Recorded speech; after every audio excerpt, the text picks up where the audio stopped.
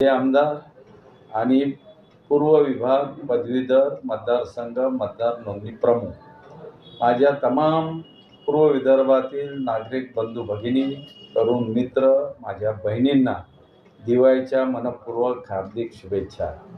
मित्रांनो, ही दिवाळी माता लक्ष्मीराणी आपल्या घरी आपल्याला सुख समृद्धी संपन्नता आणि वैभव संपन्न करो अशी मी मातेच्या चरणी प्रार्थना करतो। हा देश आता विकसित देश होतो आहे, महाराष्ट्र विकसित होत आहे आणि म्हणून आपला विदर्भसुद्धा विकसनशील आहे, विकसित होतो आहे, विकासाच्या दिशेने मोठ्या वेगाने पुढे जातो आहे।